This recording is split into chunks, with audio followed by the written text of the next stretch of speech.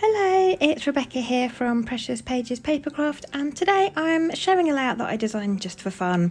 I was aimlessly scrolling through Pinterest the other day and I came across a layout that had some stars and a big Christmas tree in the background, and it made me think of this stencil that I bought from Etsy last year. And I think I used it for Scrap the Boys layout, and then I've never used it again. It got put in a drawer and forgotten about. But scrolling through Pinterest, that layout reminded me of it, so I thought it was about time I got it back out.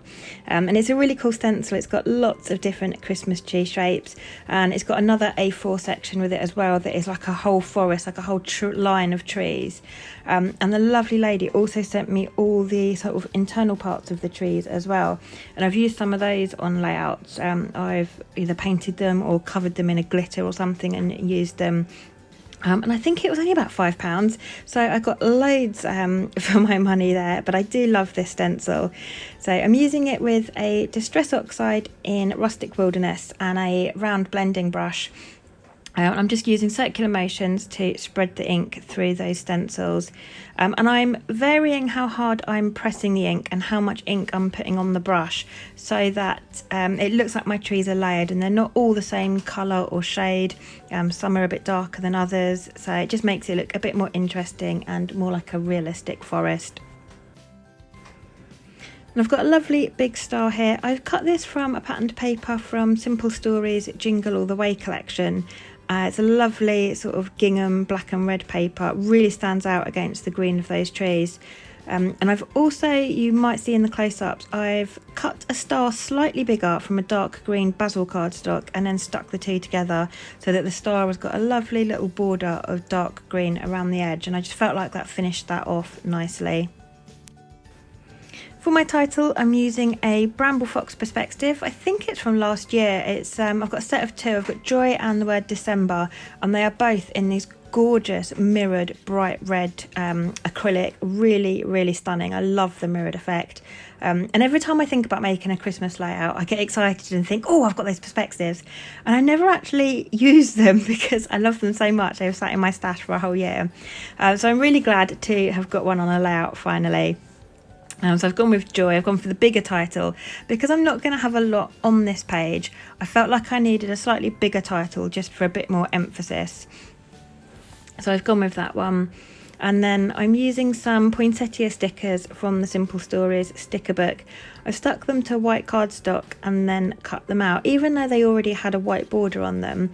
I just felt like I like my stickers to be a bit more sturdy. So sticking them to cardstock makes them sturdy, but it also means that I can move them around the page and sort of try them in different areas. I hate it when you've got a sticker and you stick it down and think, oh, actually, I don't like it there, and then you can't get it back up. So by sticking that cardstock on the back, it just means they're not sticky and you can move them around. And I've done 3 of those, and because they've got the white border and I knew I was going to use some of those, I have given my photo a white border as well, just with a layer of cardstock. I've also pulled in a couple of die cuts from the Simple Stories collection, just a few leaf sprigs just to tuck in. I think I've got one either side of my photo, and then I've got a puffy sticker that says Holly Jolly. That's going to sit above my title. I just felt like I needed something green there because I've got that red star and then the red title, so that Holly Jolly sticker works quite nicely. And because my title is going to overlap my photo and I've added a layer of foam behind my photo, I just needed to add some foam underneath the J and the O so that they sat flush with my background. I've just used a cheap piece of craft foam for that, cut it into thin strips. It's adhesive on one side, so just peel the backing off. And then applied double-sided tape to the other side. It's a really good way to raise Bramble Fox perspectives up off the page. That craft foam comes in sheets of A4 and I can cut the strips as thin or as thick as I like, so it's fantastic to use with Bramble Fox products. And just sort of got everything in place and everything stuck down, and I just felt like I needed just a few little things because, like I said, I don't want a lot on this page, but I like the odd little thing here and there. So I've picked out a couple of stickers from the sticker book. I've got a red one and a green one underneath my photo, and then a couple of the more neutral ones to go at the top of my star. And again, with my star, I raised some of the points up with foam pads, so now these stickers aren't sitting flush to my white background. So the bit that's overlapping onto the white, I'm just adding some foam behind to raise those up as well. And I'm pretty much done there. I'm not actually going to add anything sort of more to the page other than some splatters.